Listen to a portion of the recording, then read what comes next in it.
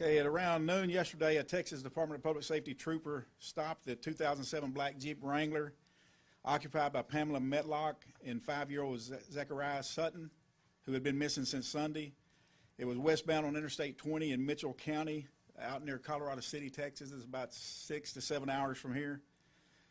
Smith County Sheriff's Office detectives immediately traveled to Mitchell County in order to interview Pamela Medlock as well as Zachariah Sutton. Upon interviewing Pamela Medlock, Smith County detectives concluded that the charge of kidnapping was necessary for Pamela Medlock. This charge is a third-degree felony under the Texas Penal Code. A detective in Smith County prepared a probable cause affidavit pursuant to Texas Penal Code 20.03 and submitted it to the 7th State District Judge, Carrie Russell, where she received a warrant for the arrest of Pamela Medlock for kidnapping. Judge Russell recommended a bond of $250,000, and as of this time, Pamela Medlock is still in the custody of Mitchell County Sheriff's Office in West Texas. Zachariah Sutton underwent a forensic interview in Sweetwater and was returned to Smith County by representatives of the Smith County Sheriff's Office and the Children's Advocacy Center of Smith County.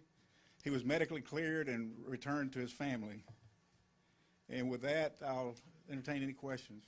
Did Medlock offer any indication as to why she did this? Why, because we know she's taken the child before and brought him right back. What was different this time? She made some statements of Blake during her interview that we won't go into right now, but it's going to be getting in the evidentiary part of the charges. They were found to be, through a forensic interview with the child, found to be unfounded. So just making excuses about why she did it. And you mentioned the child was medically cleared. Any signs of any abuse or anything? No trauma, no abuse, no outcry of any nature towards his family he was living with or Miss Medlock. Any indication of why she took him that far west? We'd heard that her base of residence was around the Dallas area. Right. They were seen in Dallas. They went to the toy store in Dallas, I think, and then ended up going west. And this is the only part of the statement I will allude to. She was supposedly headed for Arizona. And as to why, that's unknown. And the way she was stopped, was it someone who recognized the vehicle itself related to an Amber Alert or a traffic violation? It was a Texas State trooper from the Amber Alert. Yeah. Any indication yet why the boy's family waited until it was 3 a.m. the following day to report this? That's hard to say why the family waited until 2 or 3 o'clock a.m. The only thing I could surmise from that is that she had taken the boy before out on her own and had eventually turned back up. But I don't know if they tried looking for her during that time period and then got afraid and called the sheriff's office or what exactly happened. Child's been reunited with his family? Yes. And the child is into the custody, the custodial parent, if you would, for the child is grandmother. I think 60-something years old grandmother.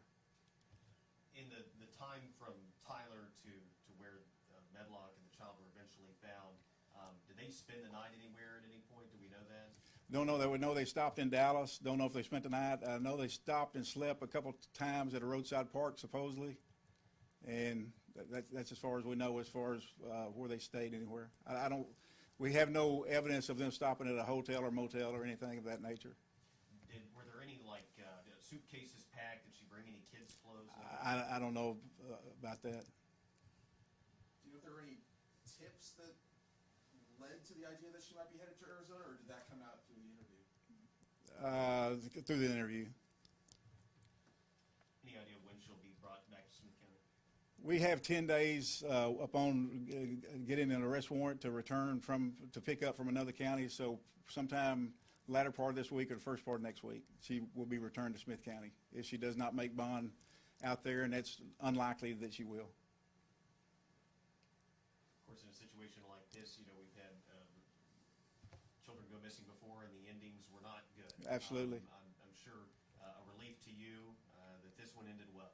It is.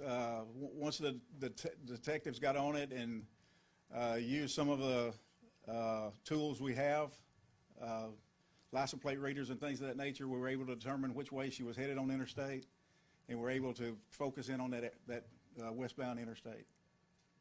So in other words, we were really lucky that she was spotted before she got out of it. Very lucky. But I'd rather, like I always say, we'd rather be lucky than good any day.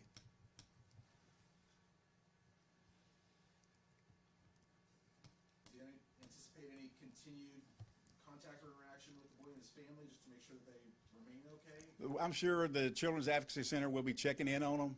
I'm sure they've probably made an appointment to return, and we have 3 detectives assigned to the Children's Advocacy Center of Smith County, and I assure you they will be checking on it. Yesterday was mentioned the history of narcotic use. Any narcotics in the vehicle? Not to my knowledge. There was no arrest for narcotics or anything of that nature. Matter of fact, she was not arrested till our detectives got there, and subsequent to the interview is when she was arrested. We wanted to make a determination for sure if she had committed the offense, and through the interview we determined she had, and therefore the arrest warrant was issued here in Smith County, and detectives interviewed her there in Mitchell County and determined the offense of kidnapping had been perpetrated. And so ahead of that, she was just detained for the time being? Just detained till our detectives got there for the interview. She submitted to an interview, and I won't go into what the results of the interview were. Are you able to elaborate at all on her mental state whenever? No, no. Did she give y'all any reasoning as to why she wanted to? That's all in the affidavit, and if you get a copy of the affidavit, obviously you get it, but that's something we don't want to go into right now.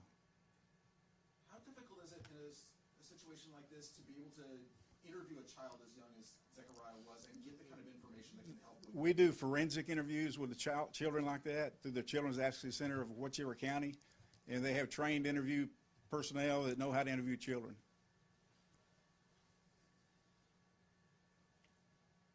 Anything else? Thank you, Sheriff. Thank you all very much. Thank you.